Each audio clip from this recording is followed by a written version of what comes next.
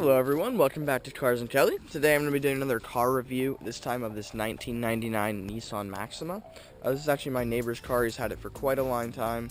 It was his mother's before she recently stopped driving, and now he drives it. And I've been driving it around a little bit recently, so I decided it would be kind of cool to do a review of it. I've always liked this car, and this generation of Nissan Maxima has always had sort of a quiet but steady following in the car community for being sort of underrated.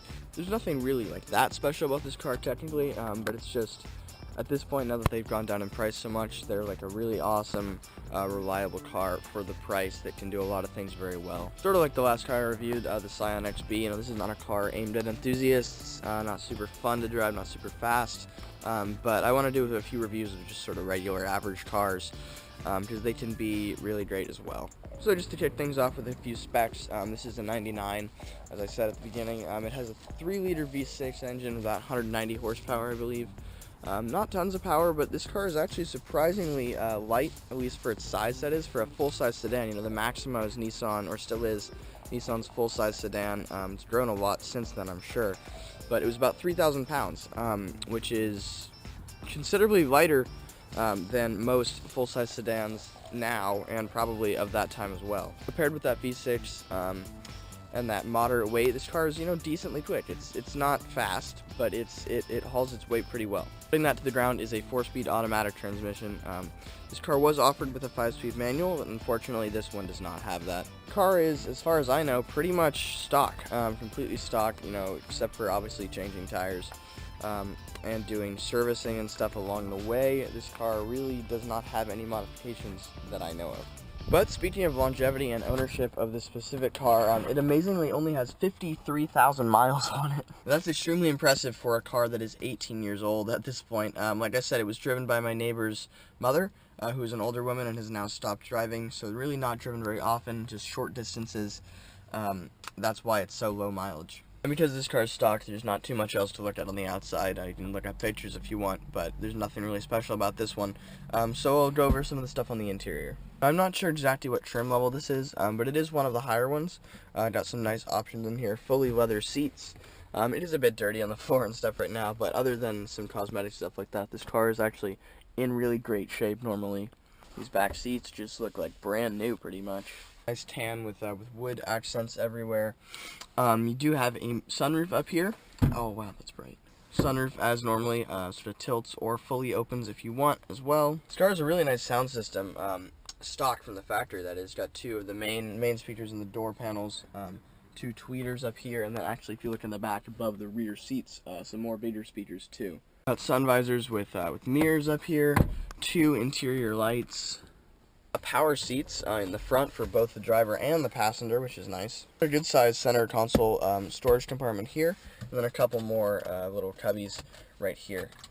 Standard 12-volt power adapter here, but I guess I was actually wrong earlier when I said it's not stock, because this was installed recently. It's a really nice infotainment system, aftermarket of course, that the owner put in this car. Turn it on for you here. This is a really awesome little screen right here. Definitely makes the car feel years ahead of its time, especially compared to my car, which is about the same age.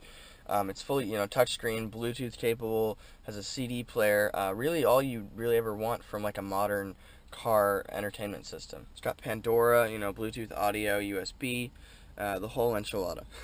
It's got a very sizable trunk back here. I think the seat might fold down from the center. Yeah, it looks like the seat in the center folds down, but even without that, this trunk is cavernous back here. Alright, so let's start up the car and see how it drives. The first thing I noticed when driving this car is just how comfortable and smooth it is. I naturally compare every car I drive to both my car and my family's car, the Honda Fit, and this feels much smoother than both of those cars by far. Obviously, it is aimed at more of a luxury market rather than a sporty one. Oh yes, aimed at more of a luxury market than a sporty one, but it definitely lives up to that. For a regular that is Nissan, not like a luxury brand. This car feels very smooth for its time, especially again being 18 years old. It handles sort of as you would expect an 18-year-old full-size sedan to handle. That is not that well. Like, it carries its weight moderately well, but you definitely feel the sort of soft suspension in the corners. That being said, you know, if I had like a second car that was sort of my weekend sporty car, I would be more than happy driving this around, like for the majority of my time if I just had to commute or something, because, you know, it doesn't handle awfully, it just handles like you'd expect a sedan to handle. Pretty quiet in here, pretty good sound deadening all around. The engine is quite quiet, you know, not much of an exhaust note at all, because this car is stock. Definitely like pretty good for a highway cruiser, not too much wind noise or anything like that. Yeah, this car does not handle well. I'm going to do a U-turn here to test the turning radius. Turning radius not that good. Maybe on par of another car this size. I don't know, I haven't driven that many full-size sedans, but not super great. I do wish more cars had a shorter steering ratio. My Miata has like 1.5 turns to the left and to the right instead of 2.5. I know that's more of like a sports car thing, but I think even on like a regular or smoother car, that would actually be a lot easier. You'd have to turn the wheel a lot less. Alright, acceleration test.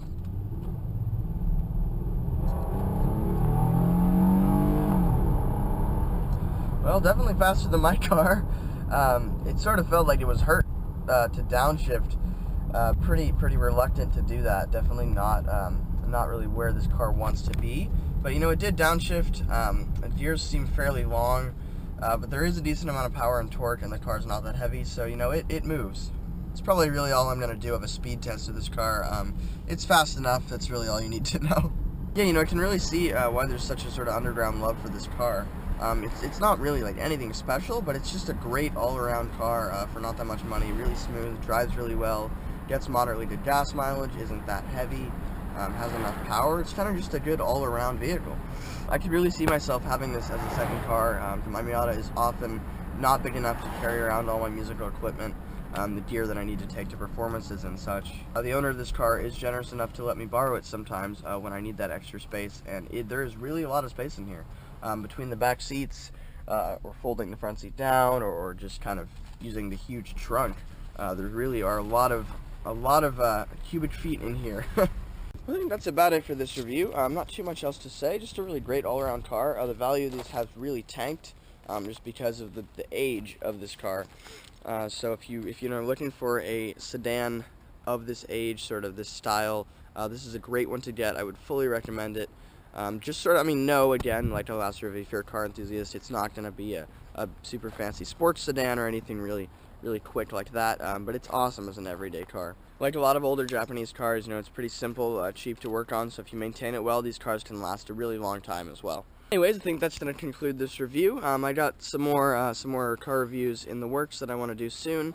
I'm sort of taking a little break from the Miata content, but I'll probably go back to that in a little while. But as always, thank you guys so much for watching, and I'll see you next time.